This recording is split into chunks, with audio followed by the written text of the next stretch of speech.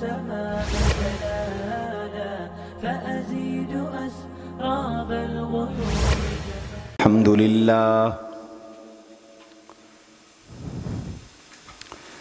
الحمد لله نحمده ونستعينه ونستغفره ونؤمن به ونتوكل عليه ونعوذ بالله من شرور أنفسنا ومن سيئات أعمالنا من يهده الله فلا مضل له ومن يضلله فلا هادي له ونشهد أن لا إله إلا الله وحده لا شريك له ونشهد أن سيدنا ومولانا محمدا عبده ورسوله صلى الله تعالى عليه وعلى آله وأصحابه وأزواجه وأتباعه وذرياته أجمعين. أما بعد فأعوذ بالله من الشيطان الرجيم. بسم الله الرحمن الرحيم. هو الذي أرسل رسوله بالهدى ودين الحق ليظهره على الدين كله وكفى بالله شهيدا. وقال رسول الله صلى الله عليه وسلم إن الله اختارني واختار لي أصحابي فجعلهم أصهاري وأنصاري. وقال رسول الله صلى الله عليه وسلم لكل نبي رفيق ورفيقي في الجنة عثمان. وقال رسول الله صلى الله عليه وسلم اسكن يا أحد إن عليك نبي وصديق وشهيدان. وقال رسول الله صلى الله عليه وسلم بشره بالجنة مع بلوى تصيبه أو كما قال رسول الله صلى الله عليه وسلم اللهم صل على محمد وعلى آل محمد كما صليت على إبراهيم وعلى آل إبراهيم إنك حميد مجيد. اللهم بارك على محمد وعلى آل محمد كما باركت على إبراهيم وعلى آل إبراهيم إنك حميد مجيد. گرامی قدر علماء کرام، سامعین مکرم، عزیزان محترم، آج 19 ذی الحجہ سن 1442 ہجری ہے اور 18 ذی الحجہ بروز جمعۃ المبارک سن 35 ہجری حضرت سیدنا عثمان ابن عفان رضی اللہ تعالی عنہ کا یوم شہادت ہے. اوپر کا سپیکر بند کرو، کوئی کام تو عقل والا کر لیا کرو. سیدنا عثمان رضی اللہ تعالی عنہ کا یوم شہادت ہے. اسی نسبت سے حضرت عثمان رضی اللہ تعالی عنہ کی سیرت طیبہ کے کچھ پہلو گزشتہ جمعے کے بیان میں عرض کیے تھے. اللہ تعالیٰ نے انہیں اپنی راہ میں خرچ کرنے اور صداقت، دیانت، امانت کے ساتھ مال کمانے کا ایک خاص ملکہ عطا کیا تھا. حضرت عثمان رضی اللہ عنہ ایک بڑے تاجر تھے اور غنی اسی لیے ان کو کہا جاتا تھا کہ وہ ایک بڑے تاجر تھے۔ اللہ نے انہیں بہت سرمایہ اور بہت دولت اور بہت مال عطا فرمایا تھا۔ انہیں اتنی دولت، اتنا مال، اتنا سرمایہ کیسے ملا؟ انہوں نے اس کے 5 اسباب بیان کیے جو پچھلے جمعے میں عرض کر چکا ہوں۔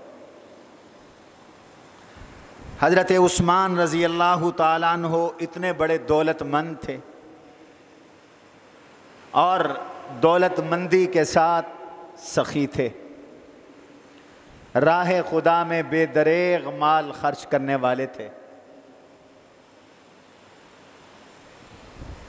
ایک آدمی دولت مند بھی ہو اور دولت مند ہونے کے ساتھ وہ اخلاق کے اعلیٰ مقام پر فائز ہو، یہ بڑا کمال ہوتا ہے۔ لوگ دولت کے نشے میں اللہ کو بھلا دیتے، دولت کے نشے میں اللہ کے رسول کو فراموش کر دیتے ہیں، دولت کے نشے میں اللہ تعالیٰ کے احکام کو روند ڈالتے ہیں، دولت کے نشے میں ظلم اور ستم ڈھاتے ہیں، دولت کے نشے میں تکبر میں مبتلا ہو جاتے ہیں، دولت کے نشے میں انسانیت کی تذلیل کرتے ہیں۔ سیدنا عثمان رضی اللہ عنہ حضور علیہ السلام کے تربیت یافتہ تھے، اللہ نے انہیں دولت بھی عطا فرمائی، حکومت خلافت بھی عطا فرمائی، اور ساتھ اخلاق کا اعلیٰ مرتبہ، حسن کردار اور حسن عمل بھی عطا فرمایا تھا۔ ایسا کردار اور ایسا عمل دنیا میں اس کی نظیر نہیں ملتی۔ اللہ نے حضرت عثمان کو کیسا کردار عطا فرمایا۔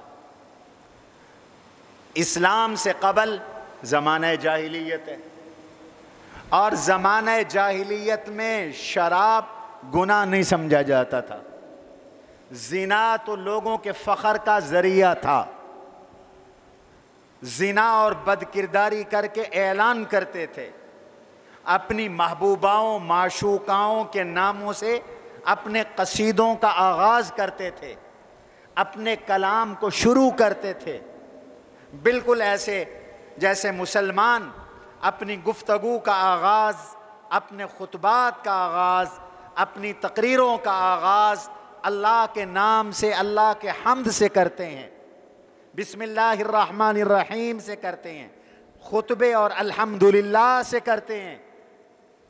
اور یہ اللہ نے اس جاہلیت کے طریقے کو توڑا، وہ اپنی معشوقوں اور اپنی محبوباؤں کے ناموں سے اپنی گفتگو کا آغاز کرتے تھے۔ اللہ نے امت مسلمہ کو یہ طریقہ عطا فرمایا کہ تم اپنے محبوب حقیقی رب العالمین کے نام سے اپنے کلام کا آغاز کیا کرو، اپنی گفتگو کا آغاز کیا کرو، اپنے خطبات اور اپنی تقریروں کا آغاز کیا کرو۔ اس دور میں بھی اللہ تعالیٰ نے سیدنا عثمان ابن عفان رضی اللہ تعالی عنہ کو حسن اخلاق، حسن کردار، عفت و پاک دامنی، حیا اور شرم کا اعلیٰ منصب عطا کیا تھا۔ آج دنیا سے حیا کا خاتمہ ہو رہا ہے، عفت و پاک دامنی کا تصور مٹ رہا ہے۔ آج سیدنا عثمان کی سیرت سے درس لینے کا موقع ہے، سیرت عثمان کو پڑھو، حضرت عثمان رضی اللہ تعالیٰ عنہ کے کردار اور اخلاق اور حضرت عثمان کی شرافت اور پاک دامنی کو دیکھو۔ اللہ نے کیسی شرافت عطا کی تھی، کیسی پاک دامنی عطا کی تھی، کیسی عفت اور حیا اور شرم عطا کیا تھا۔ حضرت عثمان رضی اللہ عنہ نے ایک موقع پر بڑی عجیب بات ارشاد فرمائی۔ قسم اٹھا کے کہنے لگے اللہ کی قسم ما تمنیت وما زنیت فی الجاہلیت ولا فی الاسلام قط ولا مسست فرجی بیمینی. کہتے ہیں اللہ کی قسم میں نے اسلام سے پہلے اور اسلام کے بعد کبھی جھوٹ نہیں بولا، نہ میں نے کبھی جاہلیت میں جھوٹ بولا، نہ میں نے زمانہ اسلام میں کبھی جھوٹ بولا، میں نے کبھی بات میں مبالغہ نہیں کیا، میں نے کبھی بات کو بڑھایا نہیں، غلط بیانی سے کام نہیں لیا، میں نے ہمیشہ سچ بولا ہے، میں نے ہمیشہ درست بولا ہے، میں نے واقعے کے مطابق بات کی ہے، میں نے واقعے کے مطابق گفتگو کی ہے.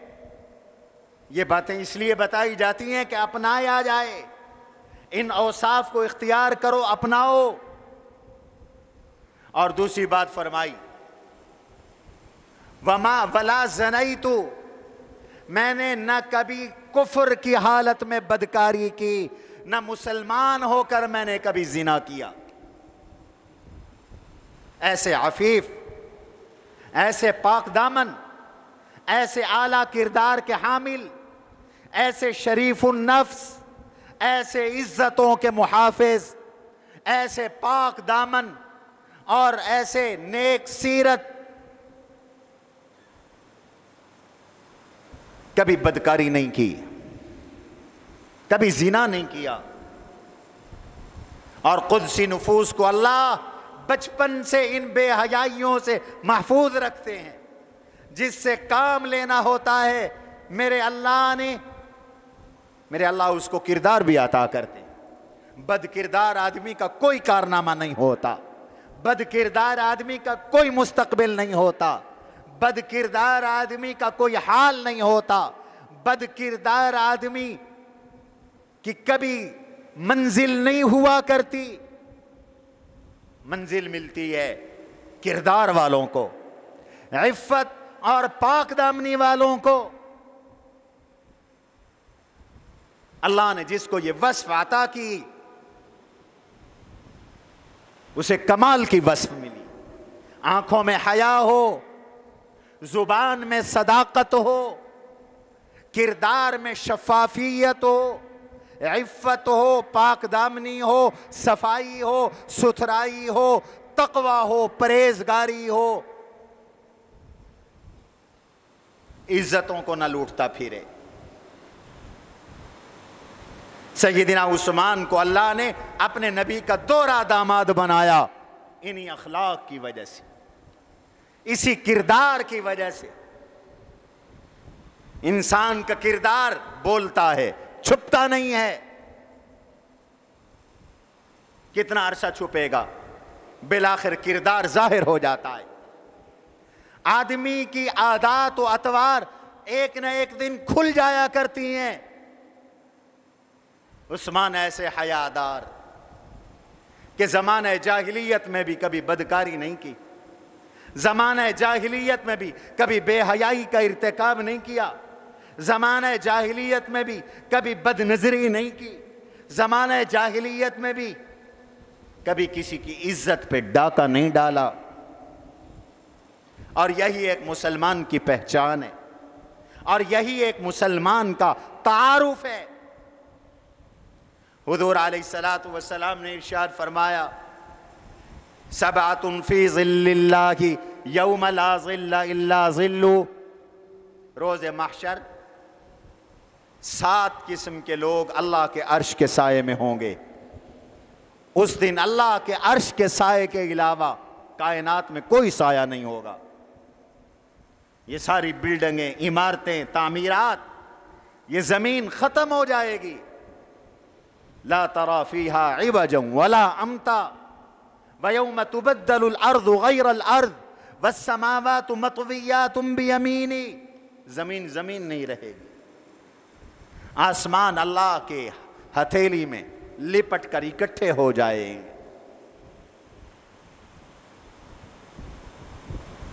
قاعا صفصفا، یہ ایک چٹیل میدان ہوگا، بالکل ہموار زمین، اوپر کوئی سایہ نہیں، اور قیامت کے دن کی گرمی، آج اگست میں کتنا حبس ہے، اللہ اپنی رحمت کی بارش نصیب فرمائے، آمین کہو۔ اور اس دن کی گرمی کہ لوگ گھٹنوں تک، بعض ٹخنوں تک، بعض ناف تک، اور بعض سینے تک، اور بعض تھوڑی تک، اور بعض سر کی چوٹی تک، اور بعض اس سے بھی اوپر پسینے میں ڈوبے ہوئے ہوں گے۔ ایک سایہ ہوگا، اور واللہ رب ذوالجلال کے عرش کا سایہ ہوگا۔ اللہ ہم سب کو نصیب فرمائے، اس کے علاوہ کوئی سایہ نہیں۔ میرے آقا نے فرمایا یہ سایہ نصیب ہوگا 7 قسم کے لوگوں کو، 7 قسم کے آدمیوں کو یہ سایہ نصیب ہوگا، اور ان 7 میں پوری تفصیل حضور نے ان 7 کی بیان فرمائی۔ امام عادل، انصاف کرنے والا حکمران، وشاب نشأ فی عبادت اللہ، جوانی میں اللہ کی عبادت کرنے والا نوجوان،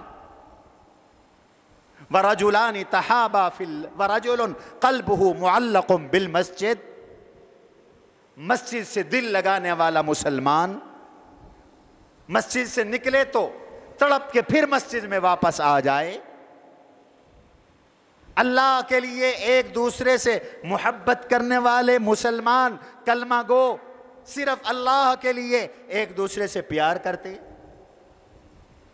وَرَجُلٌ ذَكَرَ اللَّهَ خَالِيًا فَفَاضَتْ عَيْنَاهُ، ایک آدمی جس نے اللہ کا نام لیا، اللہ کے خوف اور اللہ کی محبت میں اس کے آنسو چھلک پڑے۔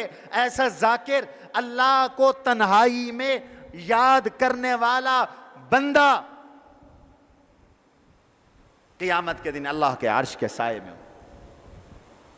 وَرَجُلٌ أَنفَقَ يَمِينُهُ وَلَا يَدْرِي شِمَالُهُ، وہ شخص جس کے دائیں ہاتھ نے اللہ کی راہ میں اس قدر چھپ کر مال خرچ کیا کہ بائیں ہاتھ کو بھی پتہ نہ چلا،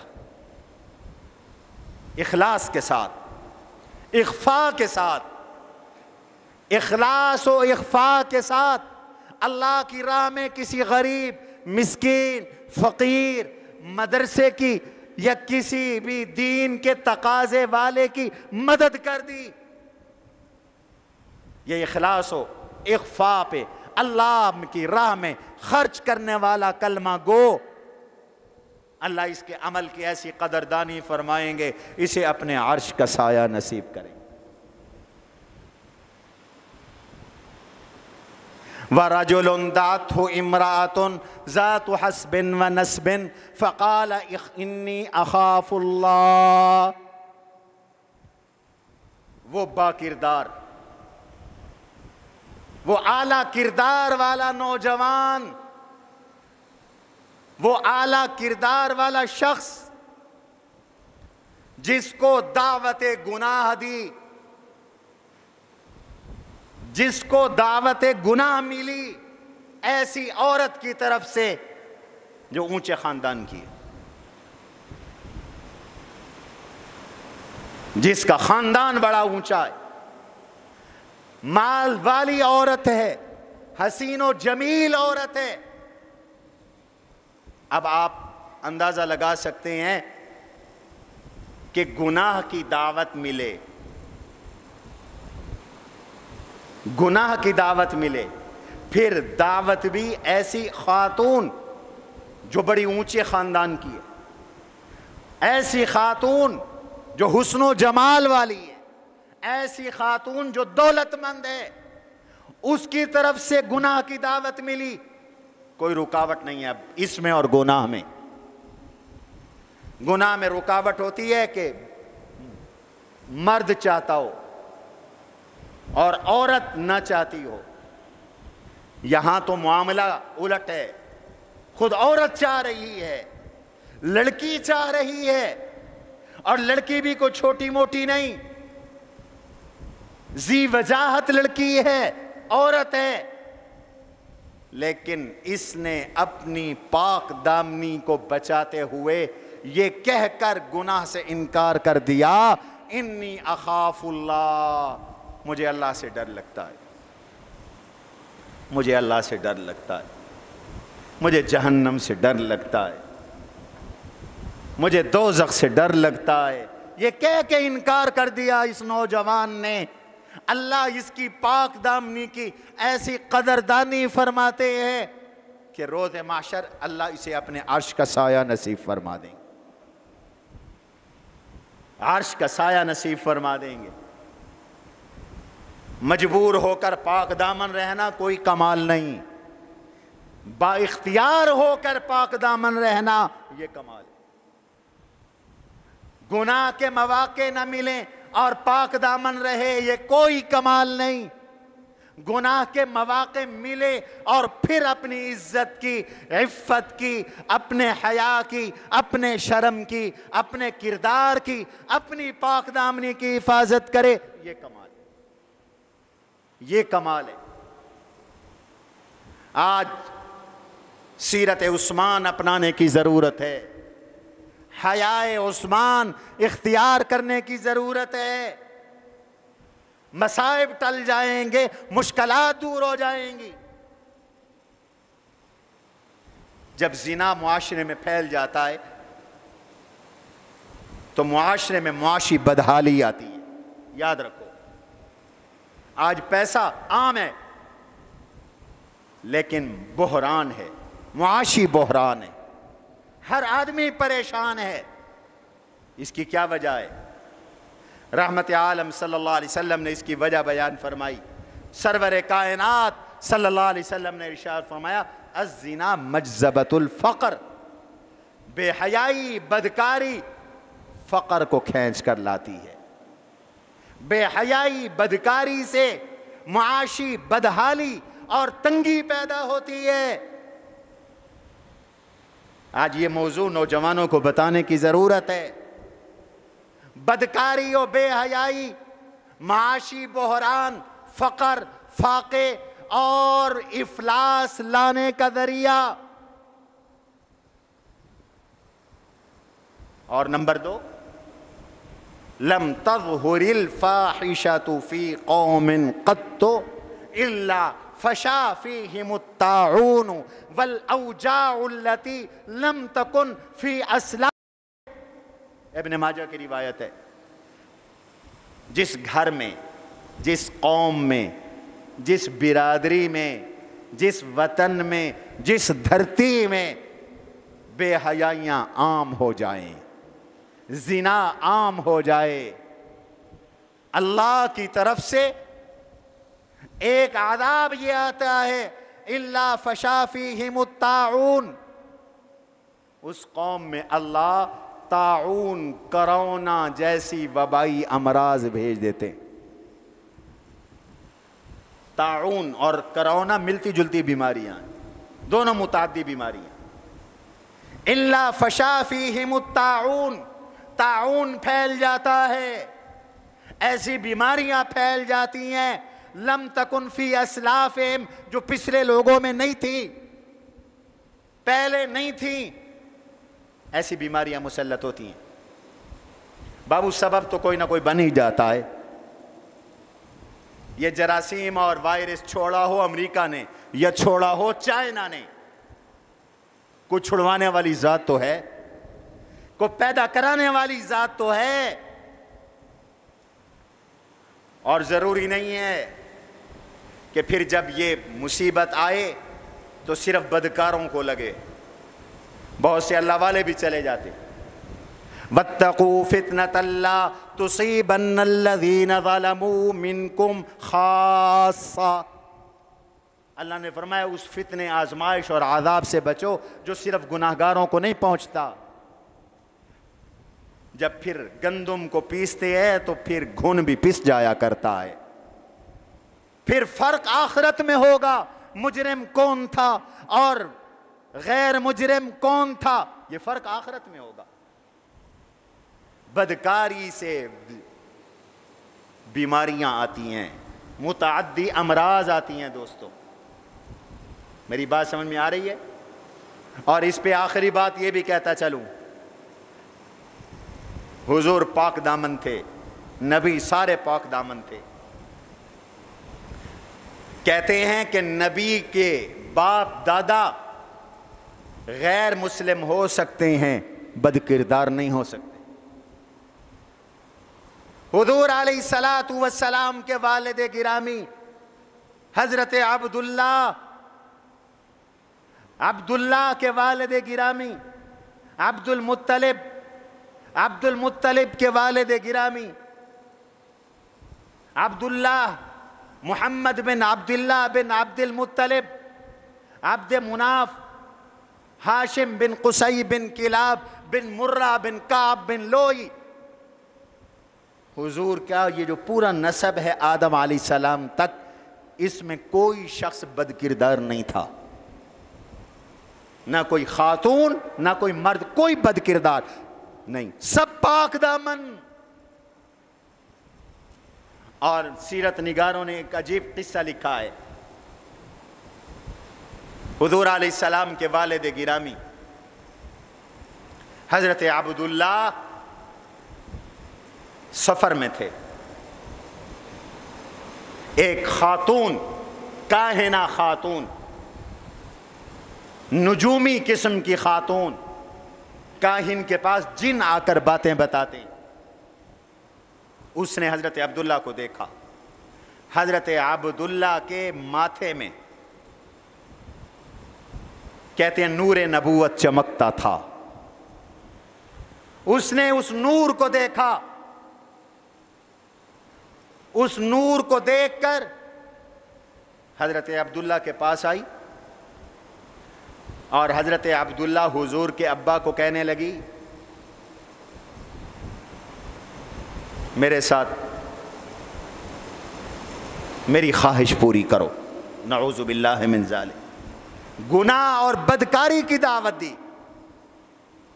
اس خاتون نے۔ حضرت عبداللہ نے بڑا عجیب جملہ ارشاد فرمایا، اما الحرام فالممات دونہ، کہنے لگے حرام کام کرنے سے بہتر ہے میں مر جاؤں، اس بد کرداری سے بہتر ہے کہ مجھے موت آ جائے۔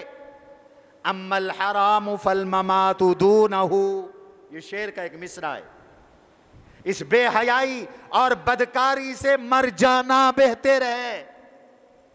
انکار کر دیا اور نکاح کی دعوت دی اس عورت نے، چلے میرے ساتھ نکاح کر لے۔ آپ نے کہا سوچوں گا۔ جا رہے تھے نکاح کے لیے، حضور علیہ الصلاۃ والسلام کے ننیال مدینہ طیبہ کے بنی نجار تھے، وہاں جا رہے تھے، نکاح ہو گیا۔ نکاح ہو جانے کے بعد اللہ تعالیٰ نے حضور علیہ السلام کو سیدہ آمنہ کے بطن میں منتقل کر دیا، حضرت آمنہ کے پیٹ میں بچہ آ گیا۔ تو کہتے ہیں وہ جو نور نبوت حضرت عبداللہ کی پیشانی پہ چمک رہا تھا، اس کا انتقال ہو گیا حضرت آمنہ کے بطن میں، حضرت آمنہ کے پیٹ میں۔ اب جب واپس آ رہے تھے تو اسی خاتون نے جناب عبداللہ کو دیکھا، تو دیکھ کر کہنے لگی جو چیز میں نے اس میں دیکھی تھی اب وہ اس میں نہیں رہی، جس وجہ سے میں نے انہیں نکاح کا پیغام دیا تھا وہ چیز اب اس میں نہیں رہی۔ تو اسلام سے پہلے بھی کچھ ایسے پاک دامن لوگ تھے، حضرت عبداللہ میرے آقا کے والد گرامی جیسے، جن کا نظریہ یہ تھا اما الحرام فالممات دونہ، بد کرداری سے، بے حیائی سے، زنا سے بہتر ہے کہ مر جاؤں، مجھے موت آ جائے۔ حضرت عثمان بھی انہی لوگوں میں سے تھے، با کردار تھے، اور کردار اور اخلاق کے اعلیٰ درجے پر فائز تھے۔ اللہ آج امت مسلمہ کو یہ کردار نصیب فرمائے. آج نکاح مشکل ہے، زنا آسان ہے. آج ڈنڈے کے زور پر زنا کروایا جا رہا ہے. ایسے قوانین بنا دیے گئے عورت اور مرد بے حیائی کی طرف لپک جائیں. حیا مشکل، بے حیائی آسان. اور پھر بے حیائی کو پھیلایا جاتا ہے، میڈیا پہ لایا جاتا ہے.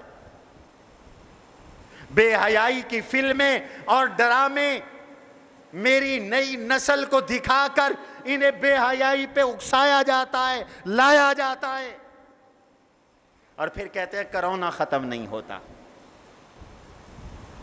کرونا ختم کیسے ختم ہوگا؟ خدا کی قدرت سے مقابلہ کرتے ہو تم. جب تک روٹھے رب کو نہیں بناؤ گے ایک کرونا جائے گا 100 کرونے اور آ جائیں گے. بناتے پھرنا ویکسینیں، ویکسین بھی لگا رہے ہیں ڈنڈے کے زور پر. میرے عزیزو، پاک دامنی اختیار کرو. یہ پاک دامنی کتنی بڑی نعمت ہے کہ پاک دامن آدمی مشکل میں نہیں پھنستا. اسے جب کبھی مشکل آتی ہے وہ اللہ سے دعا کرتا ہے، اللہ اس کی دعا قبول فرما لیتے، اس کو مشکلات سے نکال دیتے ہیں. حدیث میں واقعہ آتا ہے 3 آدمی غار میں پھنس گئے تھے، اوپر سے چٹان گر گئی تھی، پتھر ٹوٹ کے گر گیا تھا. تینوں نے کہا کہ زندہ رہنے کی کوئی صورت نہیں، اللہ بچائے تو بچ سکتے ہیں. نام تو رکھتے ہو اللہ بچایا، اللہ بچاتے کیسے ہیں یہ بھی سنو. اپنی اپنی نیکیاں ڈھونڈو جو تم نے اللہ کی رضا کے لیے کی ہیں اور اللہ کو پیش کر کے اللہ سے اپنی بات منواؤ. نیکیاں ڈھونڈو. میں اور آپ بھی اپنے اپنے گریبان میں جھانکیں. آج خدا نخواستہ ہم ایسی کسی مشکل میں پھنس جائیں تو کوئی نیکی ایسی ہے ہمارے پاس جو اللہ کے لیے ہم نے کی اور ہم اللہ کے دربار میں پیش کر کے اپنی دعا قبول کروا سکیں؟ ذرا سوچو. ہم تو کتنے تہی دامن ہیں. تینوں کے پاس ایک ایک نیکی تھی. اس ایک ایک نیکی کا وسیلہ دے کر ان تینوں نے رب ذوالجلال سے دعائیں مانگی. ان میں سے ایک نے یہ کہا الہ العالمین تو جانتا ہے، تیرے علم میں تیرا علم محیط ہے، مجھے فلاں لڑکی سے عشق ہو گیا تھا، محبت ہو گئی تھی. وہ بڑی مجبور لڑکی تھی. اس نے مجھے کہا تھا 100 اشرفیاں اور دینار مجھے کما کر دے دو، میں تمہاری چاہت پوری کر دوں گی. میں نے بہت مشکلات اور محنت کے ساتھ مزدوریاں کر کے 100 اشرفیاں کمائیں اور کما کر میں نے جا کر وہ پیسے اس کو دے دیے. وہ مجبور ہو گئی. یہ غربت بھی بڑی عجیب چیز ہے، بعض اوقات عزتیں بکوا دیتی ہے. معاشرے کا جبر ہے کہ بعض خواتین پیٹ پالنے کے لیے عزتیں بیچتی ہیں. امت کے سرمایہ داروں، تم پر فرض ہے ان کی عزتوں کی حفاظت کرو اور ان کی ضرورتوں کی تکمیل کرو، ان کو گناہوں سے بچاؤ. جب میں نے اس کو 100 اشرفیاں دے دی اور خلوت میں اس کے پاس بدکاری کی نیت سے بیٹھ گیا، اس کے پسینے چھوٹ پڑے. اس نے مجھے خدا کا واسطہ دیا اور مجھے کہا اتق اللہ ولا تفض الخاتمہ الا بحق. اللہ سے ڈر جا، نکاح کے بغیر تو میرے قریب نہ آ. انگوٹھی کو حق کے بغیر مت توڑ، مت کھول. اس نے مجھے اللہ کا واسطہ دیا. اللہ تو جانتا ہے میں پیچھے ہٹ گیا، مجھے تجھ سے خوف آ گیا. میں تیرے خوف سے پیچھے ہٹ گیا، اپنے کردار کو خراب نہیں کیا۔ یہ عمل اگر تجھے محبوب ہے تو الہ العالمین اس چٹان کو ہٹا دے، زندگی بچا دے۔ یہ دعا کرنا تھا، اللہ نے چٹان ہٹا دی، مصیبت دور کر دی، مشکل دور ہو گئی، اور تینوں اس غار سے باہر نکل گئے۔ اللہ نے نئی زندگی عطا فرما دی۔ یہ پاک دامنی کی برکت ہے، یہ عفت کی برکت ہے۔ عثمان عفیف تھے، صرف عفیف نہیں، اگلی بات کی،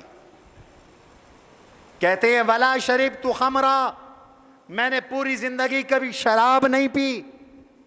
حضرت عثمان کہتے ہیں میں نے جاہلیت میں بھی کبھی شراب نوشی نہیں کی، میں نوشی نہیں کی۔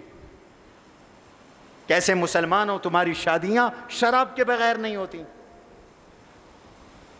تمہارے بچوں کی خوشیاں شراب و کباب کے بغیر، مجروں کے بغیر نہیں ہوتی۔ بچے کے آنے پر جب تم مجرے کراتے ہو اور شراب چلاتے ہو، امید رکھتے ہو کہ یہ بچہ نیک بنے گا، ماں باپ کا خدمت گزار بنے گا، وہ تمہاری دنیا اور آخرت میں تمہارا سہارا بنے گا۔ وہ تو ڈاکو بنے گا، وہ تو چور بنے گا، وہ تو بدماش بنے گا، وہ تو بدکردار بنے گا۔ تم نے آغاز ہی ایسا کیا، تم نے تربیت ہی ایسی کی۔ شراب کو علماء کہتے ہیں یہ ام الخبائث ہے۔ حضور علیہ الصلوۃ والسلام نے فرمایا شراب بنانے والے پر اللہ کی لعنت ہے، شراب بیچنے والے پہ اللہ کی لعنت ہے، شراب خریدنے والے پہ اللہ کی لعنت ہے، شراب اٹھانے والے پہ اللہ کی لعنت ہے، شراب پلانے والے پہ اللہ کی لعنت ہے۔ لعن اللہ عاصرہا ومعتصرہا وحاملہا وشاربہا وساقیہا،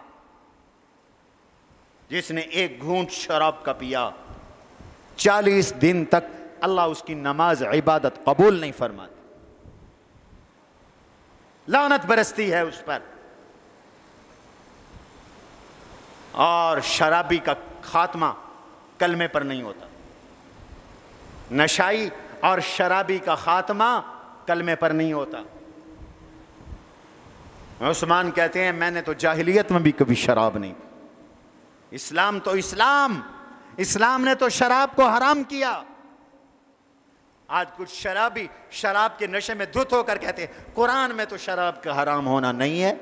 اندھو، تمہیں قرآن نظر نہ آئے تو الگ بات ہے، قرآن نے تو کھول کے کہہ دیا انما الخمر والمیسر والانصاب والازلام رجس من عمل الشیطان فاجتنبوہ۔ اللہ کہتے ہیں میں نے شراب، جوا، جوئے کے تیر، شرک کے تھان، ان کو گندگی والا بنایا، حرام بنایا۔ اس گندگی سے بچو تو کامیابی ملے گی۔ عثمان کہتے ہیں میں نے شراب کبھی نہیں پی۔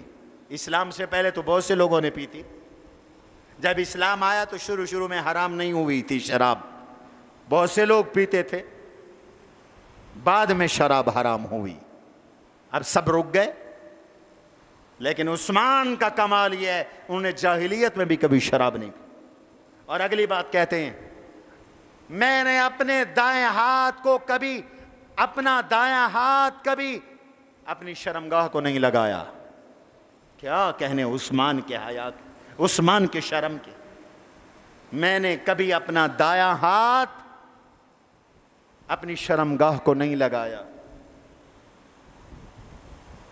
کتنا حیا ہے، کتنا شرم ہے۔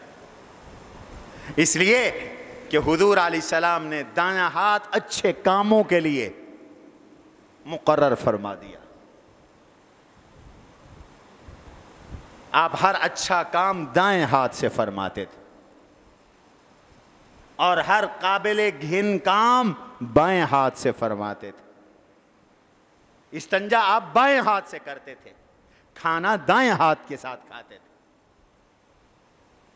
آپ استنجا بائیں ہاتھ کے ساتھ کرتے تھے، پانی دائیں ہاتھ کے ساتھ نوش فرمایا کرتے تھے. کان رسول اللہ صلی اللہ علیہ وسلم یحب التیامن فی کل شیء حتی التنعل والترجل.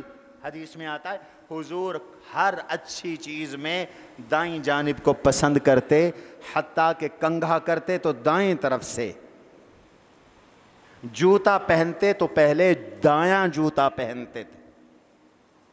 اس لیے مستحب ہے جوتا پہنو تو پہلے دایاں پاؤں پہنو، اتارو تو پہلے بایاں اتارو، جرابیں پہنو تو پہلے دائیں طرف کی پہنو، اتارو تو پہلے بائیں طرف کی اتارو، پھر دائیں طرف کی اتارو. چلو تو دائیں جانب، کوئی چیز تقسیم کرو تو دائیں جانب. جنت والوں کو اللہ اعمال نامہ دائیں ہاتھ میں دیں گے، جہنم والوں کو اللہ اعمال نامہ بائیں ہاتھ میں دیں گے. اصحاب الیمین ما اصحاب الیمین، دائیں ہاتھ والے، واہ واہ کیا کمال والے لوگ ہیں. اصحاب الشمال ما اصحاب الشمال، بائیں ہاتھ والے، ہائے کتنے گندے لوگ ہیں بائیں ہاتھ والے. اور اگلی بات بڑی عجیب ہے، حضرت عثمان میں اتنا حیا تھا، اتنا شرم تھا، گھر کی کنڈی بند ہوتی، گھر میں کوئی نہ ہوتا، پھر بھی ننگے نہیں ہوتے تھے. اور اگر سطر کھولنے کی حاجت پیش آتی تو اپنے آپ کو جھکا کے بیٹھتے تھے، جتنا سطر چھپا سکیں اتنا چھپائیں. یہ حیا تھا حضرت عثمان رضی اللہ عنہ. جھک کر بیٹھتے تھے، خلوتوں میں بھی کوشش کرتے تھے کہ شرمگاہ نہ کھلے بغیر ضرورت شرعی. اور ضرورت شرعی پر جب شرمگاہ کھولتے تو پھر جتنا تستر کر سکتے تھے اتنا تستر فرماتے تھے. یہی وجہ ہے حضور علیہ الصلوۃ والسلام نے حضرت عثمان کے حیا کی گواہی دی.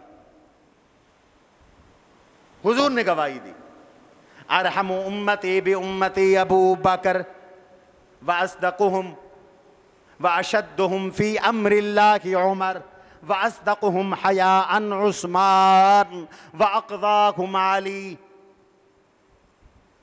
میری امت میں سب سے رحم دل ابو بکر ہے، میری امت میں اللہ کے دین میں سب سے مضبوط اور سخت ذات عمر کی ہے. وَأَصْدَقُهُمْ حَيَاءً عثمان، میری امت میں سب سے سچے حیا والا عثمان ہے. وَأَقْضَاهُمْ عَلِي، میری امت میں سب سے بڑا قاضی، چیف جسٹس، اس امت کا سب سے بڑا جج علی المرتضیٰ ہے.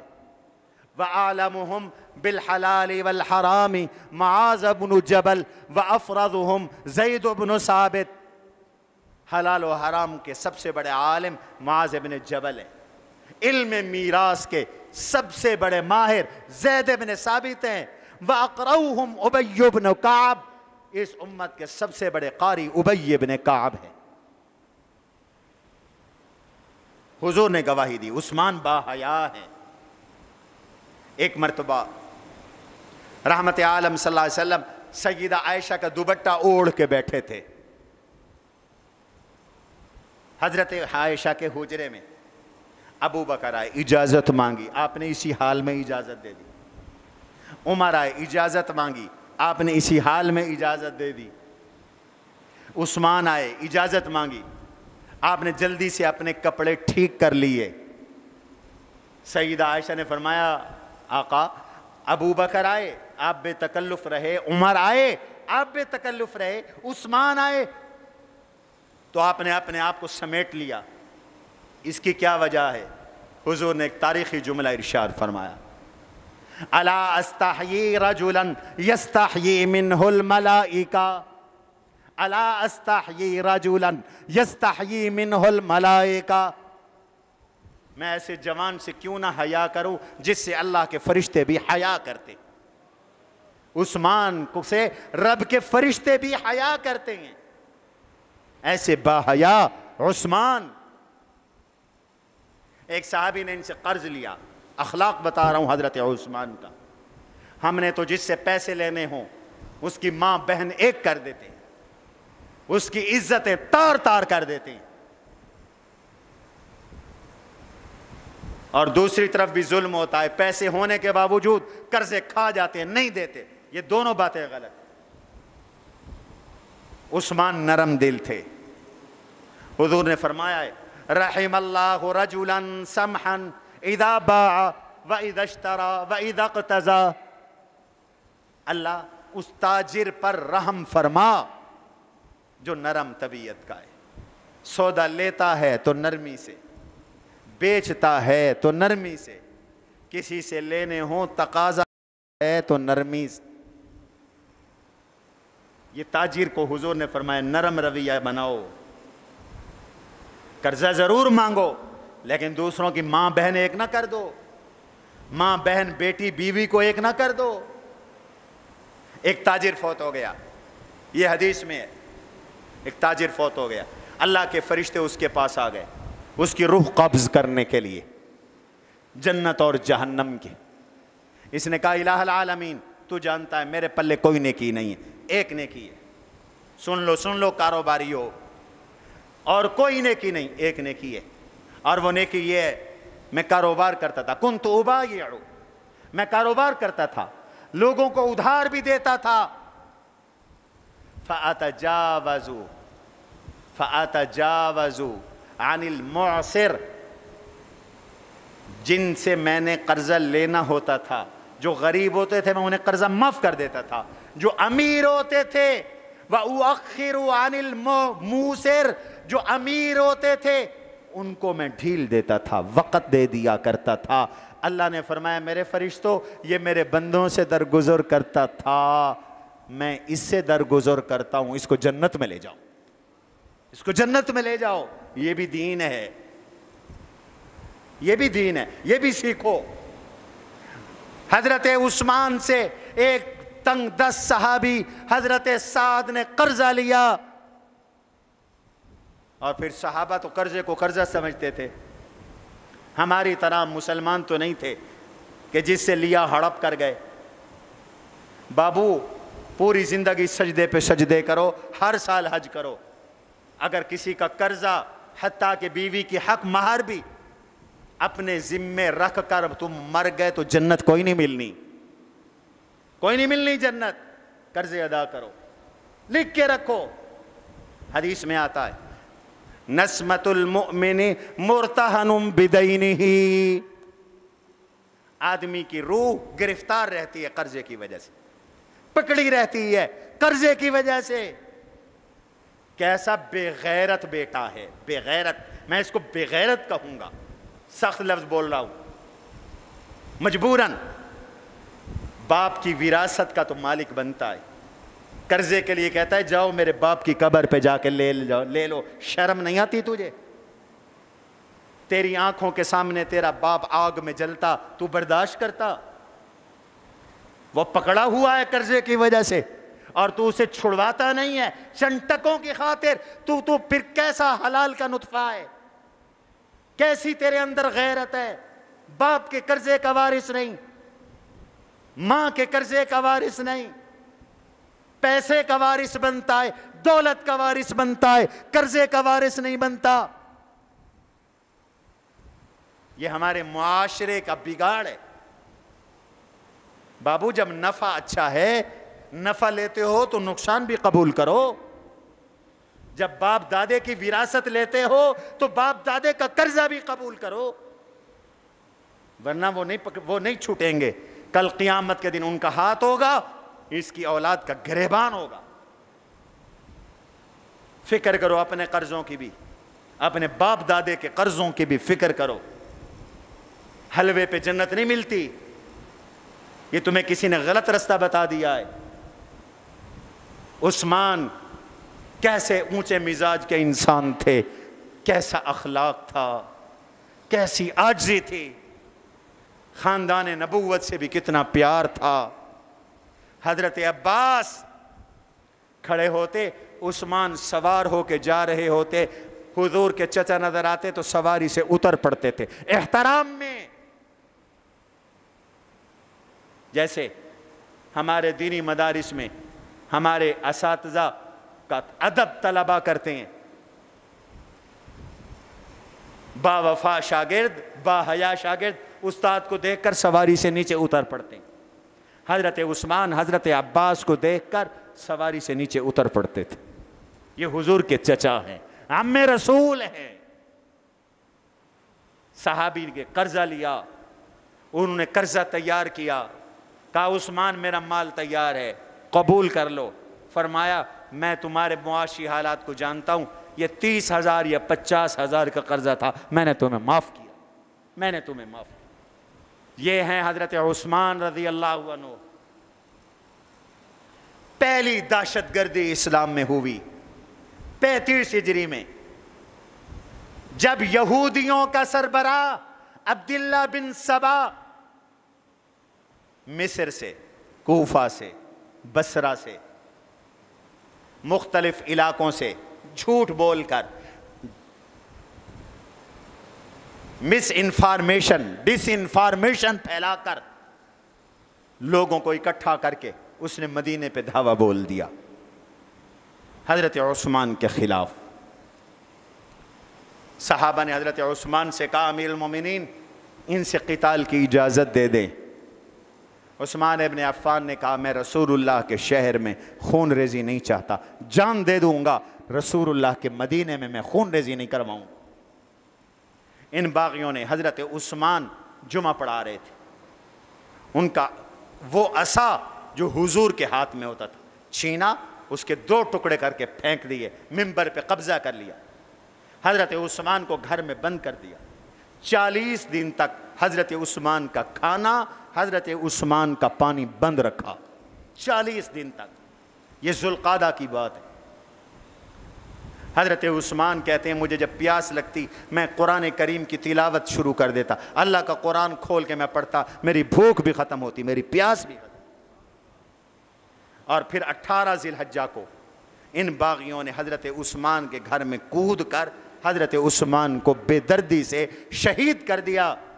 اور سیدنا عثمان جب شہید ہوئے تو سامنے قرآن کھلا تھا، خون کا فوارہ نکلا اور وہ قرآن پہ گرا، اور اس آیت پر آج بھی وہ قرآن محفوظ ہے. اس آیت پر خون گرا.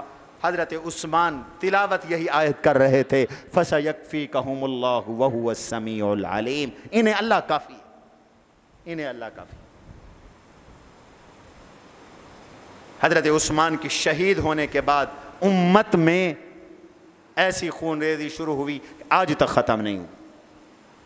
حضرت عثمان کی شہادت سے پہلے مسلمانوں کی آپس میں لڑائی نہیں تھی.